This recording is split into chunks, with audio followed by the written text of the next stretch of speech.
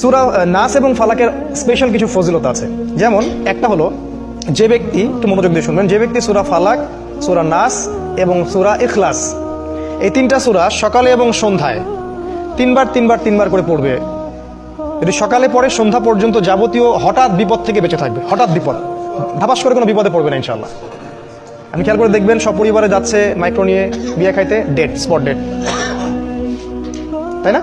হঠাৎ করে দেখবেন সকালে ঠিক মতো আসে, হঠাৎ স্ট্রোক নাই। হঠাৎ বিপদ ইনশাআল্লাহ সে পড়বে না, যে ব্যক্তি সকালে তিনবার করে সূরা ফালাক, সূরা নাস, সূরা ইখলাস পড়বে। আর বিশ্বাস করেন, এই কাজগুলো আমাদের চাচাদের বয়সী যারা আছেন ওনাদেরকে শিখাতে হয় না, আমাদেরকেই শিখাতে হয়, তাদেরকে শিখাতে হয় না, তারা এগুলো আগেই থেকে জানেন। আবার যে ব্যক্তি সন্ধ্যাবেলা সূরা ফালাক, সূরা নাস এবং ইখলাস তিনবার করে পড়বে, সারা রাত যাবতীয় ক্ষতি থেকে সে বেঁচে থাকবে ইনশাআল্লাহ। এই হলো একটা বড় ফজিলত। তাহলে আমরা ইনশাআল্লাহ আজকে থেকে, বরং এখন থেকেই তিনবার করে সূরা ফালাক, নাস, ইখলাস প্রতিদিন পড়ার অভ্যাস করবো ইনশাআল্লাহ।